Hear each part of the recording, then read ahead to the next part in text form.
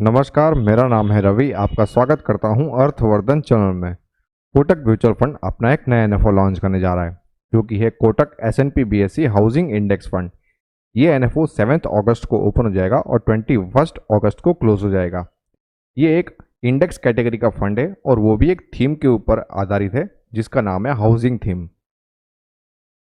Index fund के अंदर investment करने से हमें बहुत सारे फायदे होते हैं, जैसे कि इसके अंदर लो फीस लगती है, मतलब जो एक्सपेंस रेशियो होता है वो बहुत ही कम होता है। इसमें हमें एग्जिट लोड भी बहुत ही कम देखने को मिलता है। अगर कोई फंड थीम के ऊपर बेस्ड है तो उसी थीम के ऊपर बेस्ड उसके अंदर स्टॉक रहेंगे, क्योंकि वो एक इंडेक्स कैटेगरी को फॉलो करता है। दूसरा, इसके अंदर ब्रॉड मार्केट एक्सपोजर भी हो सकता है, क्योंकि इसके अंदर लार्ज कैप में से भी स्टॉक्स हो सकते हैं, मिड कैप में से भी स्टॉक्स हो सकते हैं और स्मॉल कैप में से भी स्टॉक्स हो सकते हैं। इंडेक्स फंड को मैनेज करना बहुत ही आसान रहता है। हाउसिंग थीम जो है वो बहुत ही बड़ा है। इसके अंदर और भी बहुत सारे अलग अलग टाइप के प्लेयर्स भी हैं।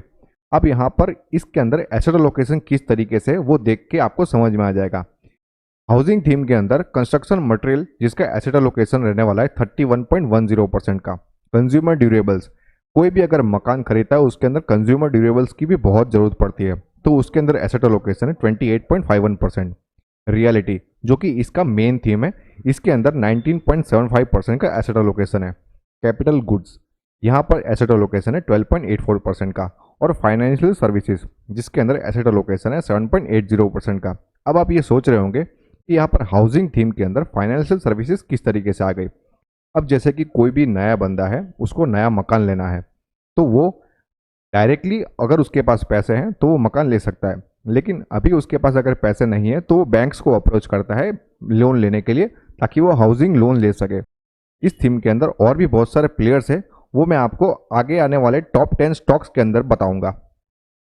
जैसे कि यहाँ पर टॉप 10 स्टॉक्स के अंदर एशियन पेंट्स है। कोई भी मकान होता है उसके अंदर पेंट्स की जरूरत पड़ती है, तो उसमें एक प्लेयर यहाँ पर सिलेक्ट किया गया है एशियन पेंट्स, जिसका वेटेज रहने वाला है यहाँ पर 5.46%। अल्ट्राटेक सीमेंट, कोई भी मकान सीमेंट के बिना नहीं बनता है, तो इसके यहाँ पर एसेट लोकेशन 5.23%। ग्रासिम इंडस्ट्रीज, तो यहाँ पर फिक्सचर्स को बनाने का काम करती है, जिसका यहाँ पर एसेट लोकेशन है 5.16%। डीएलएफ लिमिटेड, ये एक डेवलपर कंपनी है जो मकान कंस्ट्रक्शन का या फिर अलग अलग प्रोजेक्ट्स को हैंडलिंग का काम करती है, जिसका वेटेज यहाँ पर है 5.14%। सुप्रीम इंडस्ट्री, जिसका वेटेज है 4.97%। एस्ट्रल लिमिटेड, एस्ट्रल लिमिटेड के बारे में आप मोस्टली लोग जानते होंगे कि ये पाइप फिटिंग और यहाँ पर ग्लूज बनाने का काम करती है, यहाँ पर उनके फिक्सचर्स के लिए, तो इसका वेटेज है 4.95% का। हेवेल्स इंडिया लिमिटेड, इसका वेटेज है 4.90%। जैसे कि कोई एसी हो गया, फ्रिज हो गया, कूलर हो गया, या फिर अलग अलग घर में इलेक्ट्रिकल जो सामान यूज़ होते हैं, यहाँ पर हेवेल्स वो मैन्युफैक्चरिंग करने का काम करती है, तो ये थीम के अंदर इलेक्ट्रिकल बनाने वाले भी, सामान बनाने वाली भी ये कंपनी यहाँ के अंदर शामिल है। अब है अंबुजा सीमेंट, जो कि सीमेंट मैन्युफैक्चरिंग कंपनी है, जिसका वेटेज है 4.74%।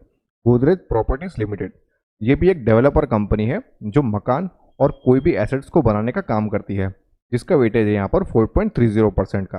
मतलब आपको समझ में आ गया होगा कि इस थीम के अंदर और भी अलग अलग कॉन्स्टिट्यूंट्स हैं जो इसके अंदर शामिल होने वाले हैं, और इनकी अलग अलग कंपनीज, इनका वेटेज कितना है वो भी आप यहाँ पर देख सकते हैं। मतलब ये एक बहुत ही डाइवर्सिफाइड फील्ड है, इसके अंदर अलग अलग टाइप के प्लेयर्स भी शामिल रहने वाले हैं।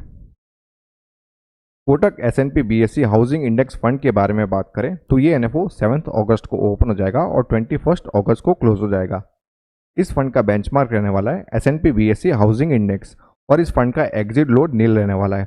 मतलब आप अपने पैसों को कभी भी रिडीम करते हो तो आपको किसी भी तरीके का एग्जिट लोड पे करने की जरूरत नहीं रहेगी।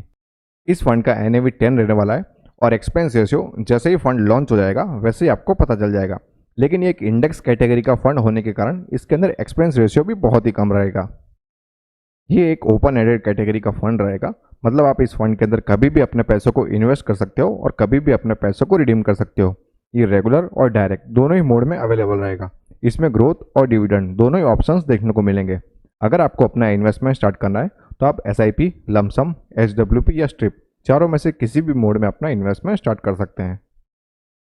मिनिमम इन्वेस्टमेंट की बात करें तो लमसम मोड में 5000 रुपीज़ आप अपना इन्वेस्टमेंट स्टार्ट कर सकते हैं, या फिर अगर आपको अपनी SIP स्टार्ट करनी है तो मात्र 1000 रुपीज़ पर मंथ से आप अपनी SIP स्टार्ट कर सकते हैं। अगर आपको अपने पोर्टफोलियो को फ्री में रिव्यू करवाना है तो नीचे दिए गए नंबर पर आप कभी भी व्हाट्सअप कर सकते हैं या फिर कॉल कर सकते हैं। या फिर डिस्क्रिप्शन में मैंने एक लिंक दिया हुआ है, वहाँ पर आप क्लिक करके इस फंड के अंदर इन्वेस्टमेंट करना स्टार्ट कर सकते हैं। इस फंड के अलावा आप बहुत सारे म्यूचुअल फंड्स की अलग अलग schemes, insurance, FD, pre IPO, PMS और डिवेंचर्स जैसे अलग अलग ऑप्शंस को भी चेकआउट कर सकते हैं। अब मेरा क्या मानना है इस फंड के बारे में वो मैं आपको बताता हूँ। क्योंकि ये एक थीमेटिक कैटेगरी का फंड होने के कारण आपको इन्वेस्टमेंट से पहले अपने एडवाइज़र से एक बार ज़रूर बात कर लेनी चाहिए। क्योंकि ये एक थीमेटिक कैटेगरी का फंड होने के कारण ये मार्केट साइकिल के ऊपर आधारित रहता है। इसीलिए मैं आपको बोल रहा हूँ कि आपको अपने एडवाइज़र से एक बार इन्वेस्टमेंट से पहले ज़रूर बात करनी चाहिए। अगर आपने और भी कहीं पर भी इन्वेस्टमेंट किया हुआ है तो इस फंड के अंदर इन्वेस्टमेंट करके आप अपने पोर्टफोलियो को डाइवर्सिफाई कर पाओगे। ये फंड शॉर्ट टर्म के लिए बिल्कुल भी नहीं है। अगर आपको इन्वेस्टमेंट के रिगार्डिंग किसी भी तरीके के क्वेश्चन है तो आप हमें टेलीग्राम, ट्विटर और इंस्टाग्राम पर फॉलो करके अपने क्वेश्चंस को पूछ सकते हैं। लिंक मैंने डिस्क्रिप्शन में दे दिया है। होप ये वीडियो आपको पसंद आया होगा। अगर ये वीडियो आपको अच्छा लगा तो लाइक करो, शेयर करो और सब्सक्राइब करो। Thank you.